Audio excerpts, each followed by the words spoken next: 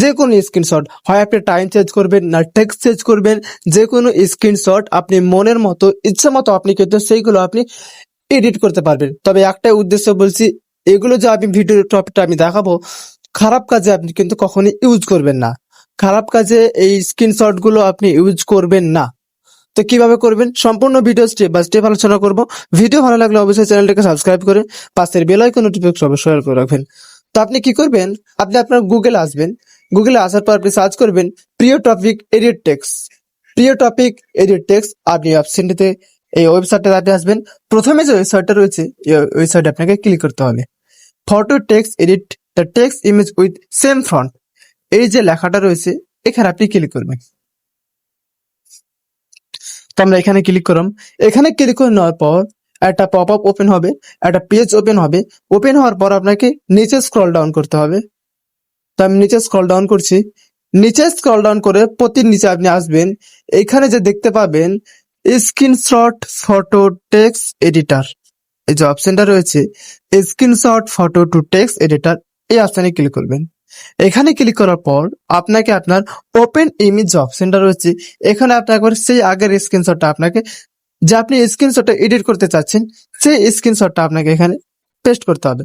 তো আমি দেখানোর জন্য আমি একটা স্ক্রিনশট আমি এখানে পেস্ট করলাম, যে আমি স্ক্রিনশটটা এডিট করলাম। তারপরে এই স্ক্রিনশটটা আপলোড হবে।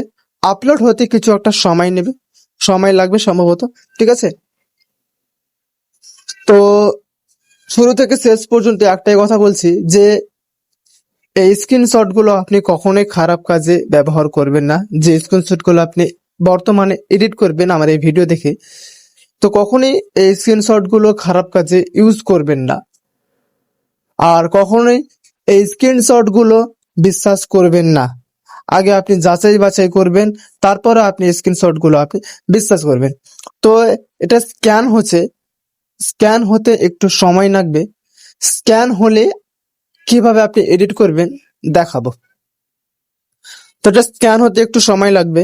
আবারও বলছি, খারাপ কাজে কখনোই এই স্ক্রিনশট গুলো ইউজ করবেন না। আমাদের স্ক্যান কমপ্লিট হয়ে গেছে। ধরো আমি এক্সাম্পল আমি কি ইউজ করব, যে হোয়াটসঅ্যাপ বিজনেস, ওপরে যে হোয়াটসঅ্যাপ বিজনেসটা লেখা রয়েছে এই হোয়াটসঅ্যাপ বিজনেস, এটা আমি এডিট করব। জাস্ট আমি এটাকে ধরে থাকবো, জাস্ট আপনি ওটাকে ক্লিক করবেন। যে এডিট রয়েছে এই এডিট আপনি ক্লিক করবেন। এডিটে আপনি ক্লিক করলেন,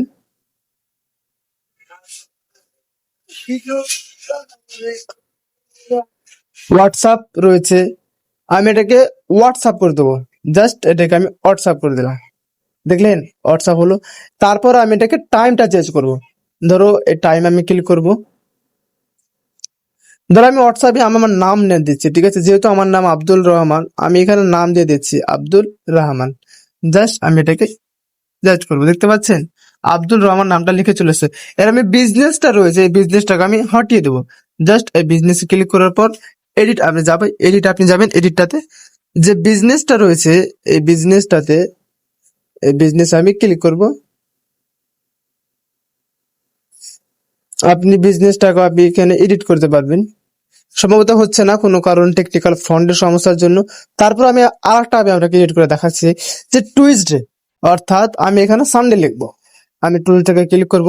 জাস্ট আমি এটাকে আমি সানডে সানডে লিখবো।